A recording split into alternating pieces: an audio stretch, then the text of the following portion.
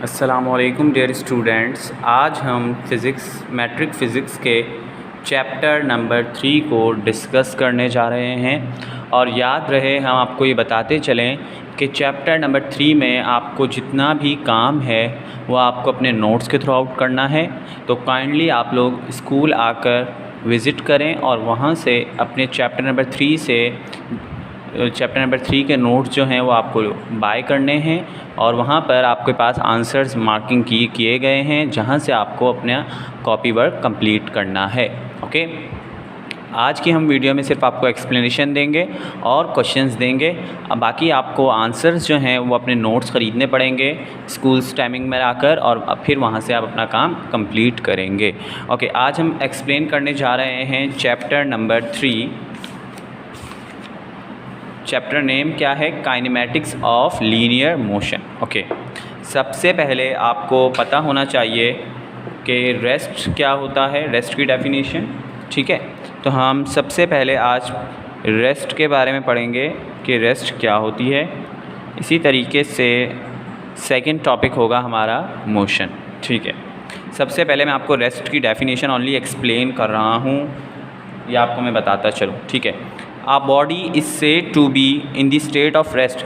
कोई भी जिस्म वो सुकून की हालत में होगा if it does not change its position, जब तक वो अपनी पोजीशन जो है वो चेंज ना करे with respect to its surrounding, अपने इर्द गिर्द की सराउंडिंग से। फॉर एग्जांपल मैं आपको रेस्ट की एग्जांपल इस तरीके से देता हूँ कि ये एक बाउंड्री है, ये एक सराउंडिंग है, कॉपी का एक पेज, बुक का एक पेज, इसमें मैं पेन रख रहा हूँ। अब जब तक मैं इस पेन को, अब आपके सामने ये नज़र आ रहा है कि ये पेन जो है वो किस हालत में है? रेस्ट की हालत में, यानी कि सुकून की हालत में है। ओके, तो ऐसी बॉडी जो कि अपनी पोजीशन चेंज ना करे, देख लें आप बिल्कुल उसी जगह पर खड़ी है जहाँ मैंने इसको रखा है। तो ऐसी बॉडी जो अपनी पोजीशन चेंज ना करे with respect to its surrounding, आप उसको क्या बोलते हैं? रेस्ट बोलते हैं। ठीक है, रेस्ट का टॉपिक क्लियर हुआ। अब हम आते हैं मोशन की तरफ। मोशन मीन्स हरकत। ठीक है, अब इसकी भी एग्जांपल इसी तरीके से लेंगे। ये एक सराउंडिंग है और ये बॉडी बीच में पड़ी हुई है। ठीक है, a body is said to be in the state of motion if it changes its position with respect to its surrounding. क्या कहा जा रहा है कि कोई भी ऐसी बॉडी जो अपनी सराउंडिंग में मूव करती हुई, देखें आप देख सकते हैं इसमें ये मूव कर रही है, यानी ये कौन सी हालत में है? मोशन की हालत में। ये आपको नज़र आना चाहिए कि जो बॉडी है अपने इसी सराउंडिंग के इर्द गिर्द अंदर जो है ये मूव कर रही है, यानी कि हरकत कर रही है। तो ऐसी बॉडी जो अपने रिस्पेक्ट टू इट्स सराउंडिंग अपनी पोजीशन जो है वो चेंज कर रही है, कभी यहाँ जा रही है, कभी यहाँ जा रही है, तो ये बॉडी कौन सी हालत में है? मोशन की हालत में है। तो आपको कॉन्सेप्ट क्लियर होना चाहिए कि रेस्ट क्या होती है, मोशन क्या होता है। बाकी क्वेश्चन और उसके आंसर, क्वेश्चन आपको हम अभी कॉपी में पूरे एक्सप्लेन कर देंगे कि क्वेश्चन क्या है और इसका आंसर भी आपके सामने पेज नंबर में मेंशन कर दिया जाएगा। ओके, हाँ, बस अगला टॉपिक है types of motion. Types of motion यानी कि हरकत की कितनी इकसाम है। ठीक है, हरकत कितनी किस्म की होती है हम वो पढ़ेंगे। There are many types of motion but the most common types are given below: translatory और linear motion. Linear motion is also called translatory motion. Linear motion को आप ट्रांसलेटरी मोशन भी बोलते हैं। ठीक है, in this type of motion our body moves in a straight line और a curve path. क्या कहा जा रहा है कि ट्रांसलेटरी या लीनियर मोशन एक ऐसा मोशन है जो कि एक स्ट्रेट लाइन में मूव करता है। फॉर एग्जांपल यहाँ एक बॉडी है, उसको मैं मूव करवाता हूँ, अचानक ही चलती यहाँ पहुँच जाती है, यानी ये यहाँ पर हरकत कर रही है। तो किस लाइन में कर रही है? एक स्ट्रेट लाइन में हरकत कर रही है। तो यहाँ पर ये कहा जा रहा है कि ऐसी बॉडी जो कि एक स्ट्रेट लाइन या कर्व पाथ पर मूव करे, आप उसको कौन सा मोशन बोलते हैं? ट्रांसलेटरी मोशन बोलते हैं। ठीक है, दी motion of a car on a flat road, the motion of a motor bike on a circular road. क्या बोला जा रहा है? इसी तरीके से कि इसकी एग्जांपल भी आप देख सकते हैं कि एक कार है जो कि एक फ्लैट रोड पर सीधा सीधा चलती जा रही है, तो यानी वो किस मोशन में कार मूव कर रही है? ट्रांसलेटरी और लीनियर मोशन। आगे आ जाइए, रोटेटरी मोशन है। सिर्फ आपको इसकी डेफिनेशन मुझे एक्सप्लेन करनी की और एग्जांपल मैंने आपको बता दिया। बाकी आपको ये काम यहाँ से नहीं करना, वहाँ आपको जो नोट्स आप बाय करेंगे उसमें मार्किंग हुई भी है और उसके क्वेश्चन हम आपको अभी अपनी कॉपी से एक्सप्लेन कर देंगे। रोटेटरी मोशन की तरफ चलते हैं। इफ़ अ बॉडी स्पिन्स और rotate about its fix point axis, क्या यहाँ क्या कहा जा रहा है? Its motion is called rotatory motion. अब यहाँ पर क्या कहा जा रहा है? अपने ही एक्सिस में एक बॉडी जो है वो मूव करती है सर्कुलर पाथ पर। फॉर एग्जांपल ये एक ब्लॉक है, ठीक है। अब क्या कहा जा रहा है? और वो रोटेट कर रही, घूम रही है। इस तरीके से पंखे की एग्जांपल भी आप देख सकते हैं कि ये इसके 3 पर हैं तो ये घूमते घूमते जब भी आएंगे तो इस तरह ये वाला पर कभी यहाँ होगा, ये वाला पर कभी यहाँ होगा, ये वाला पर कभी यहाँ होगा। तो यानी ऐसा मोशन जो कि आपके पास अपने ही एक्सिस यानी कि इस बॉक्स के अंदर ही जो इसने जगह घेर ली, इसके पर यहाँ से आगे नहीं जाएंगे, यहाँ तक ही रहेंगे। तो अपने ही एक्सिस में जो बॉडी मूव करती रहे एक फ़िक्स पॉइंट पर, तो आप उसको कौन सा मोशन बोलते हैं? रोटेटरी मोशन बोलते हैं। The rotation of earth about it's on axis, the wheels of the car moving on the balance of load. अब इसी तरीके से एक व्हील है कार के, ठीक है, इस तरीके से। तो आप देखते हैं कि जैसे जैसे कार चलती जाएगी, जैसे जैसे कार चलती जाएगी वैसे वैसे ये टायर का कोना कभी यहाँ आएगा, ये वाला कोना यहाँ जाएगा, ये वाला कोना, तो अपने ही एक्सिस में यानी घूम रहे हैं, तो आप उसको कौन सा मोशन बोलते हैं? Rotatory motion. ओके, इसी तरीके से नेक्स्ट हमारे पास है वाइब्रेटरी और oscillatory motion. Consider a block which is suspended from a rigid support by means of spring. किसी भी स्प्रिंग के थ्रू आउट कोई बॉडी को आप अटैच करवाते हैं किसी वॉल पर या किसी ब्लॉक पर या वुडन ब्लॉक पर, तो वहाँ पर वो बॉडी जो है अपने डायरेक्शन में देखें इस तरीके से, यहाँ पर एक स्प्रिंग लगा दिया गया है और उसके साथ 3 बॉल्स अटैच करवाई हैं स्ट्रिंग के थ्रू आउट, ठीक है। अब इस स्ट्रिंग को हम एक दफ़ा धक्का देंगे, दोबारा एक ही जगह पर मूव करेगा इस तरीके से। एग्जांपल इसकी मैं आपको देता चलूँ कि ये एक वॉल है और इस वॉल के थ्रू आउट स्प्रिंग लगा दिए हैं मैंने। स्प्रिंग लगाने के बाद मैंने इसके साथ एक बॉल अटैच करवाई है। अब मैं इस बॉल को पहले तो अच्छा खासा खींचूँगा, स्प्रिंग है, खींचते खींचते मैं इस बॉल को यहाँ ले जाऊँगा। यहाँ ले जाने के बाद मैं इसको दोबारा से खींचने के बाद दोबारा छोड़ूंगा, तो खींचने के बाद दोबारा ये अपनी इस पोजीशन पर दीवार पर आगे लगेगी, कुछ आवाज़ प्रोड्यूस करेगी, कोई साउंड प्रोड्यूस करेगी। फिर दोबारा से मैं एक दफ़ा खींचूंगा तो ये 2-3 दफ़ा चक्कर खाने के बाद आकर रुक जाएगी। तो यानी कि ऐसा मोशन जो कि वाइब्रेट हो रहा है और अपनी एक मीन पोजीशन से स्टार्ट हो रहा है और वहीं जाकर रुकता है, तो ऐसी हरकत कौन सी कहलाती है? वाइब्रेटरी और ऑस्कुलेटरी मोशन, ठीक है। आपको इसका कॉन्सेप्ट क्लियर होना चाहिए। अब हमारा अगला टॉपिक है डिस्टेंस और डिस्प्लेसमेंट। याद रहे इसको आप उर्दू में बोलते हैं फासला, ठीक है। डिस्टेंस और डिस्प्लेसमेंट को आप क्या बोलते हैं? फासला बोलते हैं। ओके, तो यहाँ पर आपके पास जो इसकी डेफिनेशन है वो मैं आपको बताता चलूँ कि डिस्प्लेसमेंट जो होती है, क्या कह सकते हैं कि एक ख़ास डिस्टेंस मूव करना है एक स्पेसिफिक डायरेक्शन में। अब इसकी मैं आपको एग्जांपल बताता हूँ।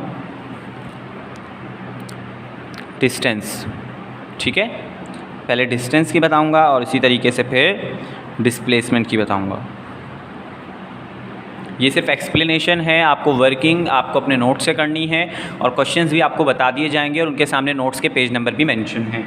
Okay, distance is defined as a distance covered by a body, ठीक है। क्या बोल रहे हैं? फॉर एग्जांपल एक बॉडी है, वो एक यहाँ खड़ी हुई है और उस बॉडी को हमने बोल दिया है कि आपको यहाँ से कुछ सामान उठाकर इस जगह पहुँचाना है, ठीक है। तो एक बॉडी जो है यहाँ से चलना शुरू करेगी और ये दरमियान का जितना भी फासला है, डिस्टेंस है, डिस्टेंस को हम किससे शो करते हैं? एस से शो करते हैं, ठीक है। डिस्टेंस का जो सिंबल है वो क्या है बेटा? एस है, ठीक है। अब ये बॉडी यहाँ से मूव करना स्टार्ट करती है और कुछ फासले पर जहाँ हमने इसको बोला था कि आपको यहाँ पर आकर रुक जाना, इस सामान को यहाँ लेकर आना है, तो आप देख सकते हैं ये बॉडी वहाँ से सामान लेकर यहाँ आ गई। अब इसने जो इसके दरमियान का जितना फासला ये तय करके आई है, आप उसको क्या बोलेंगे? डिस्टेंस बोलेंगे। जितनी जगह से चल के आया है कुछ स्पेसिफिक टाइम लेकर, तो आप उसको क्या बोलेंगे? ये इसका क्या है? डिस्टेंस। हम इसको नाप लेंगे स्केल के थ्रू आउट, तो हमें जो हमारी जो रीडिंग आएगी हम बोल सकते हैं कि इस बॉडी ने इस दुकान पर पहुँचने तक इतने मीटर का फासला जो है वो तय किया है। अब यहाँ आ जाइए डिस्प्लेसमेंट पर। डिस्प्लेसमेंट क्या है? Displacement is defined as a distance move in a specific direction, it is a vector quantity, और ये शॉर्टेस्ट डिस्टेंस होता है डिस्प्लेसमेंट जो होता है। अब यहाँ क्या बात हो रही है? वही बॉडी की एग्जांपल लेंगे। एक बॉडी है, उसको हमने कहा है कि आपको इस पोजीशन पर पहुँचना है, ठीक है, इस पोजीशन पर पहुँचना है। अब आप कुछ यहाँ पर बहुत सारे हम लोग एग्जांपल ले सकते हैं, बहुत सारी बॉडीज़ की। 3 बॉडीज़ हैं, तीनों को मैंने बोलना है कि आपको इस बॉक्स पर पहुंचना है।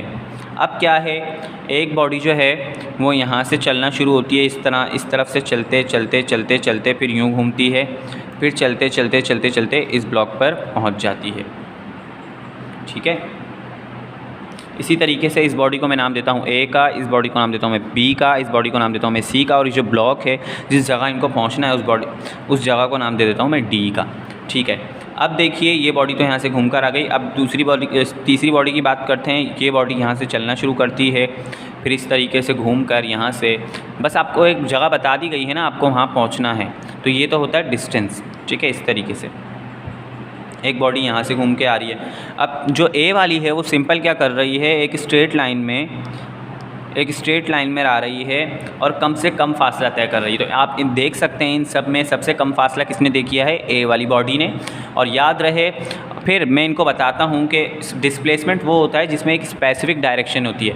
अब मैंने इनको बोला भी था कि आप लोग जो है, फॉर एग्जांपल मैं एग्जांपल देके बताता हूँ कि मैंने ए वाली बॉडी को भी बोला है कि आप बिल्कुल सीधा ही अपने जहाँ आप खड़ी हुई हैं यहीं से बिल्कुल मूव करके इस डी ब्लॉक पर आएंगी। ठीक है, इसी तरीके से बी बॉडी को भी मैंने बोला, पर उसने बोला नहीं मैं अपनी मर्ज़ी से आऊँगा, तो देख सकते हैं यहाँ से यहाँ पहुँचे। इसी तरीके से सी को भी मैंने बोला आप, तो वो अपनी मर्ज़ी से घूम फिर कर आप एक जगह पर पहुँच तो गए। पर याद रहे डिस्प्लेसमेंट वो होता है जो कि एक शॉर्टेस्ट डिस्टेंस होता है और उसमें एक स्पेसिफिक डायरेक्शन बताई जाती है कि आपको इस जगह पर पहुंचना तो है, पर एक इसी रास्ते से पहुंचना है जिस रास्ते से हम आपको बता रहे हैं। यानी कि एक स्पेसिफिक डायरेक्शन के थ्रू आउट पहुंचना, आपको एक डायरेक्शन दे दी जाए कि इस जगह से आपको आना है और इस जगह पहुंचना है, इसी डायरेक्शन से आना है। और फिर जो जगह हम आपको बताते हैं वो शॉर्टेस्ट डिस्टेंस हो, कम वक्त में आप उस जगह पर पहुंच सकते हैं, तो वो क्या कहलाता है, डिस्प्लेसमेंट कहलाता है। ठीक है, डिस्टेंस में आप सिर्फ फासला तय करते हैं, आपको नहीं पता, मैंने बोला इस ब्लॉक पर पहुंचना है इस बॉडी को, तो ये यहाँ से भी होकर है, यहाँ से भी होकर है, मुझे इसका कोई मसला नहीं है, बस मुझे इनका फासला चेक करना है। बट डिस्प्लेसमेंट में भी ये है, फासला तो तय होगा पर कम से कम शॉर्टेस्ट डिस्टेंस, कम से कम फासले में आपको उस जगह पर पहुँचना होता है। इसी तरीके से और उनको एक स्पेसिफिक डायरेक्शन जो गली बता दी गई है उस गली से ही उनको आना है। तो आपको मैं उम्मीद करता हूँ कि डिस्टेंस और डिस्प्लेसमेंट का जो फ़र्क है वो अच्छे से वाज़े हो गया होगा और डेफिनेशन भी। ठीक है, याद रहे डिस्प्लेसमेंट जो है एक वेक्टर क्वांटिटी है। ठीक है, तो यहाँ तक आज का हमारा ये टॉपिक जो है वो ख़त्म हुआ। अब हम आ जाते हैं वर्किंग के ऊपर। वर्किंग में आप जब अपने चैप्टर 3 का टाइटल पेज बनाएंगे, चैप्टर 3 का जैसे ही आप टाइटल पेज बनाएंगे तो आपका जो क्वेश्चन नंबर 1 होगा बेटा वो ये होगा, define the following terms with examples. तो आपको क्या करना है, नोट्स में आपके पास पेज नंबर 21 पर आपके पास इन तीनों की डेफिनेशन मेंशन होंगी और मार्किंग भी हुआ होगा कि ये आंसर नंबर 1 है। आप देखकर उनकी हेडिंग्स और एग्जांपल्स भी, डेफिनेशन भी और एग्जांपल भी तीनों की अच्छे से काम कर लेंगे पेज नंबर 21 पर जाकर। इसी तरीके से और वहाँ मार्किंग हुई भी होगी कि ये आंसर नंबर 1 है। ठीक है, क्वेश्चन नंबर 2 पर आ जाइए। Explain the types of motion with examples. अब आपको क्या करना है, नोट्स के पेज नंबर 21 पर ही जो है आपके पास टाइप्स ऑफ मोशन लिखी हुई होगी, हेडिंग लिखी हुई होगी। क्वेश्चन नंबर 2, आंसर नंबर 2 की हेडिंग डली हुई होगी। आपको वो तीनों टाइप्स जो मैंने एक्सप्लेन करी हैं वो आपको यहाँ पर लिखनी है। ठीक है, अब हम आ जाते हैं कि स्पीड, वेलोसिटी और एक्सीलरेशन की डेफिनेशन पर। ठीक है, क्वेश्चन नंबर 3 भी आपको पहले मैं बता दूं, आपको यहाँ तक काम करना है, क्वेश्चन नंबर 3 तक। जब अब मंडे को काम सबमिट करवाने आएंगे तो आपको क्वेश्चन नंबर 3 तक काम करना होगा।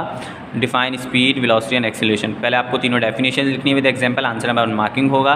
क्वेश्चन नंबर 2 भी आपको इसी तरीके से करना है कि मोशन की टाइप्स तीनों जो मैंने एक्सप्लेन किए वो तीनों आपको नोट्स से करनी है, मार्किंग होगा कि आंसर नंबर 2 यहाँ से यहाँ तक। पेज नंबर आपको लिख दिया गया है। पेज नंबर 22 और 23 पर आपको स्पीड, वेलोसिटी और एक्सीलरेशन की डेफिनेशन मिलेंगी, आपको वो भी कंप्लीट करनी है।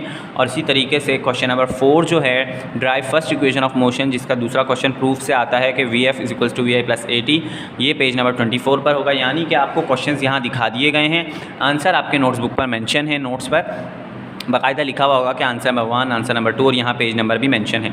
हम आपकी ये जो पिक्चर है ये आपके एजुकेशन दी एजुकेटर एज प्रोग्राम पर भी जो है अपलोड कर देंगे ताकि आपको पेज नंबर देखने में आसानी हो।